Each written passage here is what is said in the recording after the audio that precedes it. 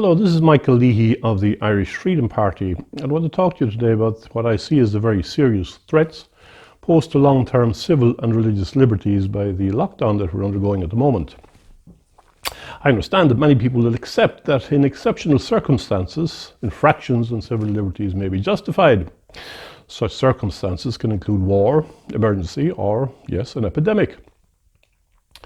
But the question is, what needs to happen to establish the need and the justification for suspending civil rights? Articles 40 to 44 of our Constitution guarantee to the Irish people the rights of free association, the rights of liberty, and the rights of religious practice. Under Article 15 of the Constitution, no law which is repugnant to the Constitution shall be valid. And on that basis alone, it would appear that the infractions of civil liberty, we're all, after all, locked down to our houses or within a certain distance from them, would not appear to be valid. However, our freedoms are stated as being subject to law. Now, can the government therefore enact a law for an indefinite period of time which essentially abolishes liberty? We are now detained. We do not have the right of association. Our places of worship are closed down. These are in clear breach of what is stated in the Constitution. As you'll be aware, a High Court action is pending, and one of the proponents of that High Court action, Mr. John Waters, has said that if it is not successful, then effectively our Constitution is of no use. I'm inclined to agree with him on that matter, because our Constitution clearly states that the only situation where a government may act in repugnance of the Constitution is in time of war. And we're not in time of war at the moment. It appears to me that the government have instituted very draconian action without significantly justifying it. The court, of course, may decide otherwise. They may decide that the provisions of law have been adequately met. But I would question whether the government has in fact justified its action. Has it acted on the basis, rather, of fear, with little real information or scientific knowledge, and in fact in a sense of panic? Now, considerable new information has been made available in recent days and weeks about the nature of the virus pandemic which we face. This has come from the scientific and medical communities, and they indicate that the virus may be neither as infectious nor as lethal as had originally been thought.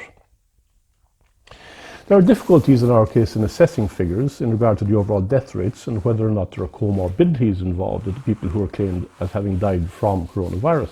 And we still do not differentiate between those who died from the virus and those who have died with it. Other new information is, of course, in regard to those countries which have not instituted a lockdown, Sweden being the most obvious example. Information about possible cures such as hydroxychloroquine have come to the fore, but yet appear to be being suppressed, and we're placing an over-reliance, or at least our government is placing an over-reliance, on the possibility of finding a vaccine.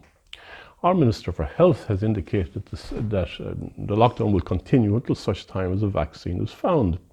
And yet the search for a vaccine is in the hands of some very dubious private actors. What is also obvious is that a climate of fear and ongoing indefinite attacks on liberty and freedom of action have been instituted by governments, not just here, but internationally. There's a danger that this may usher in a new form of government, which may not be very benign, because governments are very reluctant to relinquish powers once they have acquired them. This new form of government clearly will have a strong international dimension, and it will undoubtedly be under the strong influence of some of the world's largest and most powerful companies. I'm afraid we need to be very wary of what is happening. The government, in my opinion, are not acting coherently, and they may not be acting in good faith. I want to quote from a recent document which came to my attention today. It was just released today, the 8th of May. It is signed by many leading intellectuals internationally, lawyers, members of the scientific and medical community, scientific and medical experts, 4 cardinals of the Catholic Church and several bishops and archbishops of that church, as well as other churchmen. It's called An Appeal in Time of Crisis. It points out the dangers of coercive powers being acquired by government and then not being given up.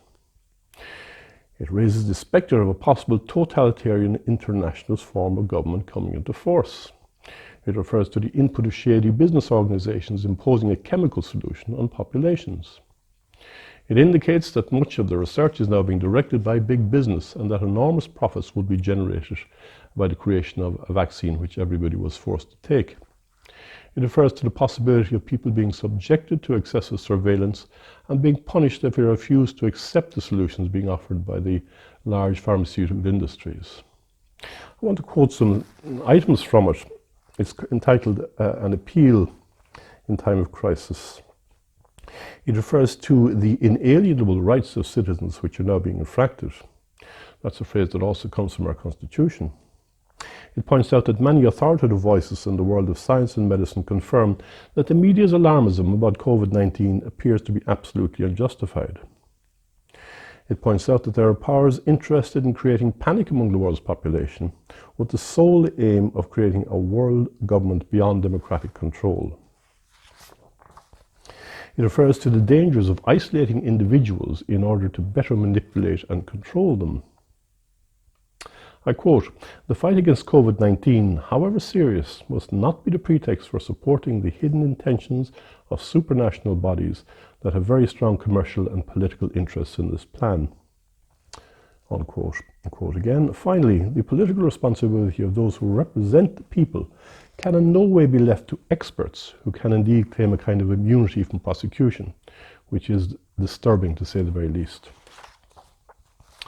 Now, the reason this is no longer the stuff of wild fiction, but appears to be playing out before our eyes, and it's being accepted by very conservative actors who generally speak with great restraint, such as the people I've mentioned.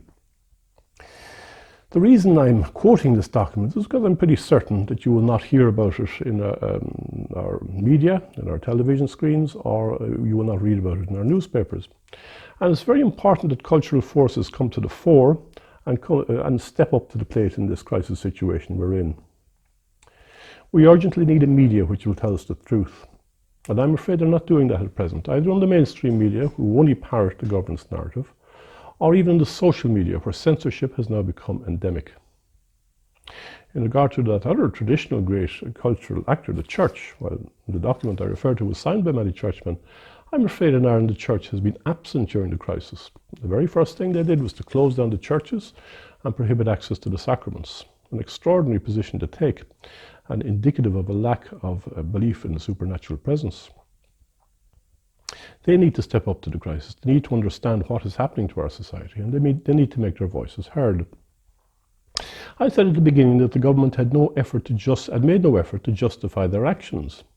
Not only that, they haven't made any serious effort to assess the negatives of the lockdown, economic, social, cultural, and from the point of view of healthcare.